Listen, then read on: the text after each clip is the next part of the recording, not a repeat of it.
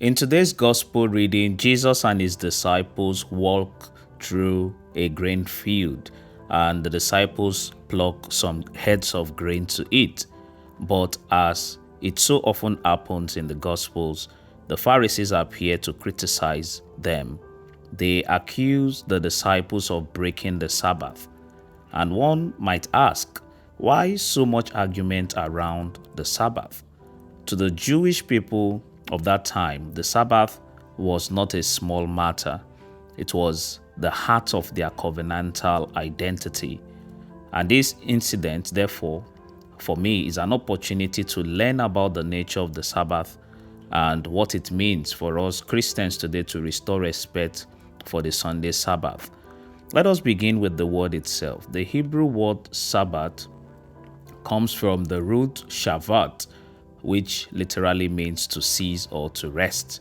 The Sabbath is not simply about resting because one is tired, but about ceasing in order to remember. It is a sacred interruption of ordinary life, a weekly pause that invites the human heart to remember God the Creator, God the Redeemer, and God the Sanctifier. In Exodus chapter 20, the Sabbath commandment is linked with creation. Remember the Sabbath day and keep it holy. God says, "For in 6 days the Lord made heaven and earth, the sea, and all that is in them, but rested on the seventh day."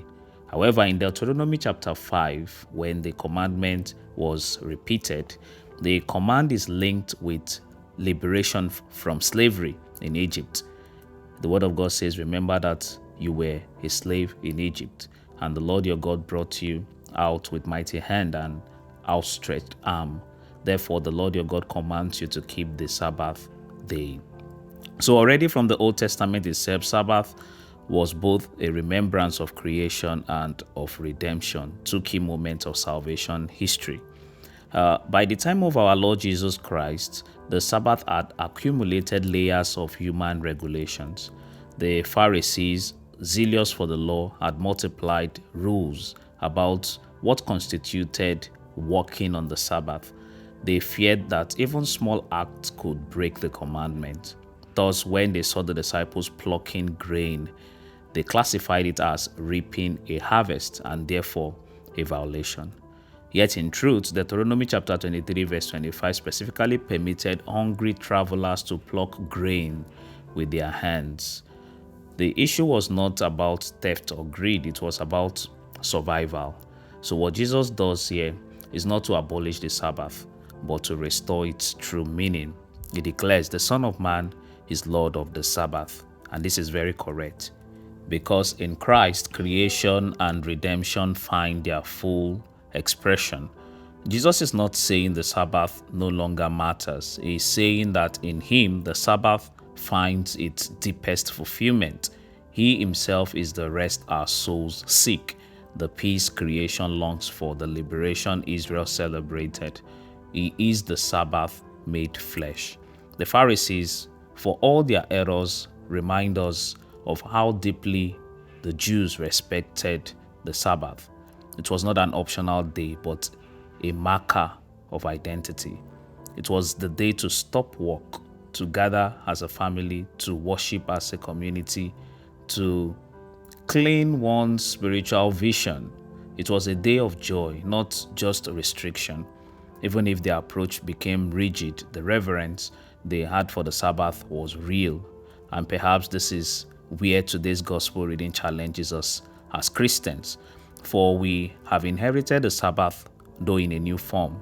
The first Christians, following the resurrection of Jesus, began to gather on the first day of the week, what they called the Lord's Day, Dies Domini in Latin.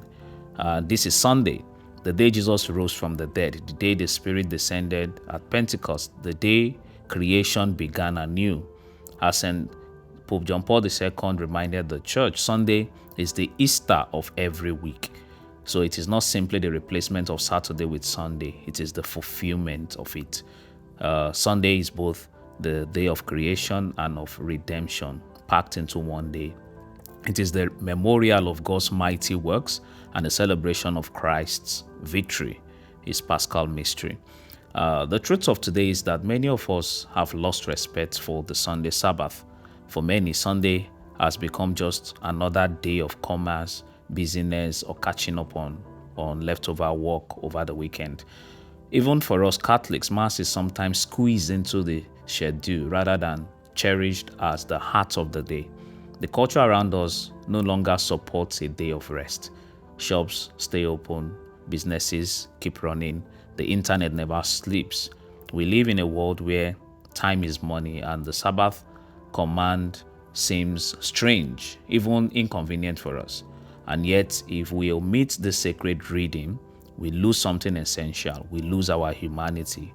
Think of it this way: God gave us the Sabbath not because He needed it, but because we need it.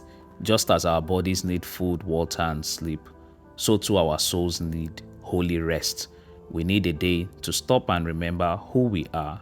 We are not machines, we are not consumers, we are not slaves to productivity, but we are beloved children of God. And when we take the other 6 days to engage in consumerism and productivity, at least this one day should remind us to stop and remember who we truly are as children of God. We need a day to worship together, to strengthen family bonds, to let joy and gratitude overflow. We need a day when time itself bends towards eternity, when earthly concerns make way for heavenly peace.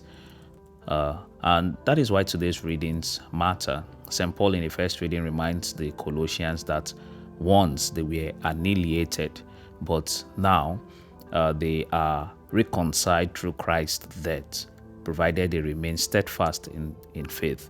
Sunday is the weekly renewal of this reconciliation.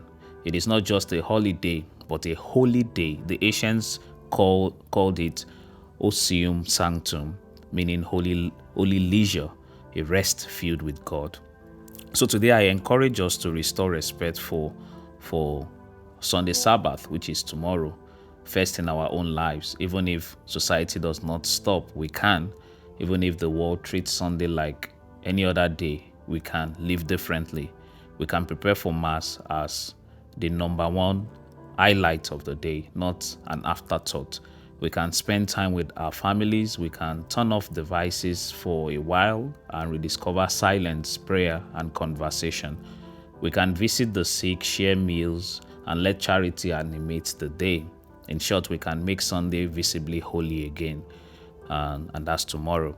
So when we do this, we offer a witness to the world. We may not be able to legislate on the Sabbath, at least back into our culture, but we can incarnate it in our individual homes. We can show that life is not only about work and consumption, but about worship and communion. We can resist the tyranny of endless busyness by embracing the gift of sacred rest. Jesus said, "The Son of Man is the Lord of the Sabbath." If He is the Lord of time, then every Sunday is His day. To keep it holy is not to burden ourselves with rules, but to free ourselves for joy. It is to live the rhythm of grace, to taste eternity in the midst of time, to let our weary souls rest in the embrace of the risen Lord. The Pharisees saw only restrictions. Jesus revealed Sabbath as an invitation to Himself. The world sees Sunday as ordinary. Faith reveals it as extraordinary. So we pray today that we may restore respect for the Sunday Sabbath, not by Pharisaic legalism, but by Christ-centered joy. May our Sundays tomorrow, especially, be days when heaven touches earth, when work ceases and worship rises, when families are renewed and faith deepens.